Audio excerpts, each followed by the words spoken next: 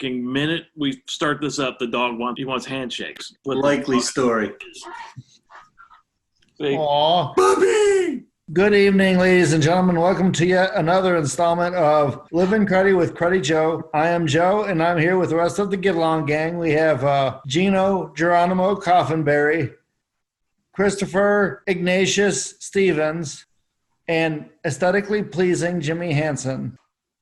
And now to start rolling into this phone book full of questions we have for McNasty here. All right, well, I know Chris is the only long-running full-time member of the Cruds since we started it back in, I don't know, was it 2002? May of 2002. I think he was born in California but lived most of his years in Arizona. Is that correct? That is correct. Tempe. Okay, Tempe, man. That area there. The place where they shoot guys. So you were in Mesa, Tempe, and then where were you permanently?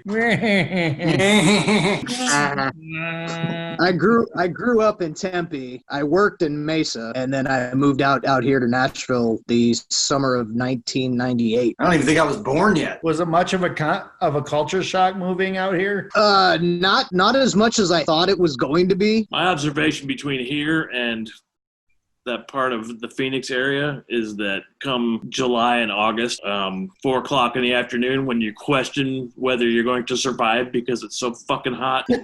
Yeah, just a couple of days ago was like the 30th anniversary of the hottest temperature ever recorded in Phoenix. I was doing landscaping that day. I was raking river rock and gravel. So people don't rake leaves in Phoenix. No, we rake rocks. Yeah. Rake rocks. No, like river rocks, you know. River rock. All right, the most important question.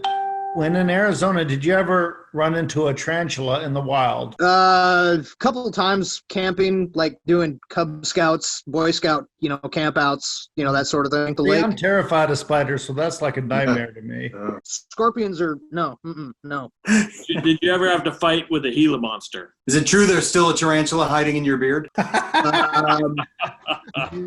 No. I rehomed him. Fake news. What was the music scene like in Arizona, and how did you personally shape it with your influence and whatnot?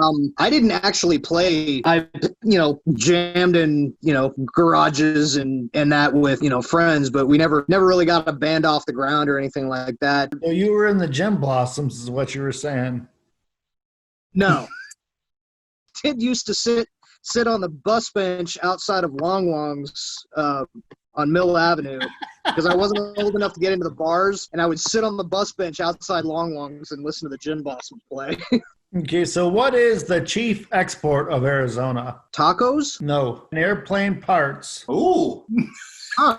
McNasty was responsible for a third of that. That's right. It's true. I read it on the interweb, so it's true. What do you got, the CIA fact book in front of you there? So from what I understand, you moved to Nashville to work at Tower Records. Is that correct? Yeah. I have a fond place in my heart for Tower for it had horrible selection, but ridiculously high prices. It was a great job. What'd you do there? I being the shipping receiving manager. Nice. Well, Tower was the central location to the genesis of the Creeping Cruds. Of course, that would be the first place you go if you were visiting, looking for a band or whatever. I was still in Florida at the time, and ironically, the only people that contacted me was Chris and Manthon. I've still got that flyer somewhere. So you can sell it on eBay now. You said you were contacted by Chris and a Bantha? The original bass player. They were like best friends, drinking buddies, and those were the guys that contacted me. When I came to Nashville, I was like, well, I'm probably not doing music anymore because I won't meet anybody for 5 years. And then, we were practically writing songs before I even moved up here, the way it worked out. Playing music. Ooh, pussy. Okay, Cassandra actually had a band-related question. Since you're a guitarist in the Creeping Cruds, how often do you actually plug in Gino's amp? And when you do, how long does it take before you regret it? I didn't regret it because it was an 800, so... Well, I already asked him about the hidden tarantula in his beard, but we haven't asked him yet who his favorite guitar player is of all time. My absolute number one top tier idol of all time is Malcolm Young. It was just recently that I learned that Malcolm Young was actually the guitar backbone of AC/DC as opposed to Angus. Yeah. Malcolm was the center of the band, orchestrator, the visionary. Moment of silence for Malcolm Young. Phil Rudd and Malcolm not being in the band, it can't be the same. They become basically a cover band. That's true. My favorite thing of AC/DC is Jim Brewer's impression of them. That's who's your favorite rock and roll singer? I mean, it would be real easy for me to just Exactly, that's what I said.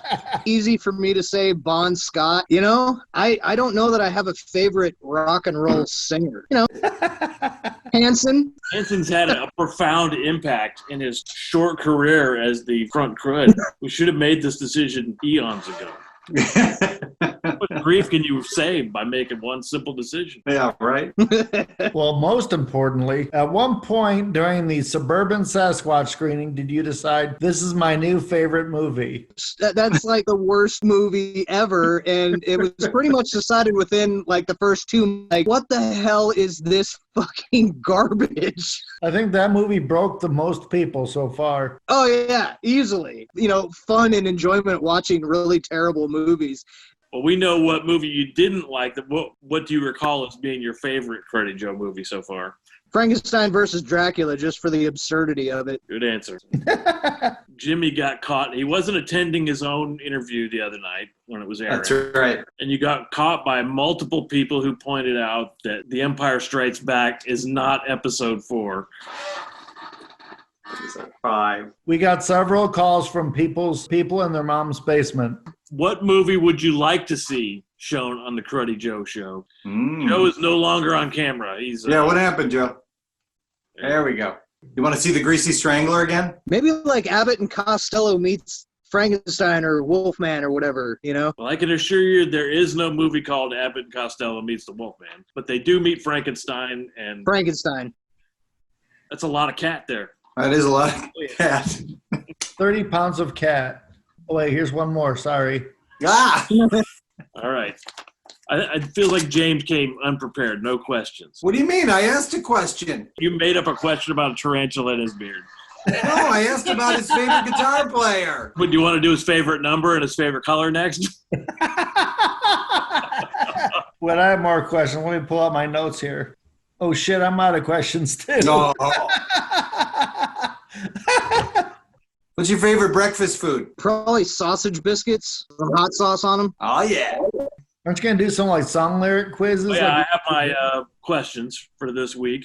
I will repeat a line, a verse of a song, and then you got to finish it out. Tell me what follows, and then who did that song and what the song is, or as much of that as you can possibly do. Jimmy got half credit last week for guessing that it was Bad Company, but he did not know the next verse. Because I purged it from my memory. I'll give you an option when we get to it to whether you want to choose the difficult identifying a quote from a movie or the more simplified version of that. All right. And I got full credit for getting the lyric to Pinball Wizard wrong and saying Ping Pong Wizard. Ping Pong Wizard was good. So I'm going to recite a verse from a song, just part of it, and then you tell me what comes next. You should know this. You better know this. All right. I was a good time. I got pretty good. Changing tires upstairs, bro.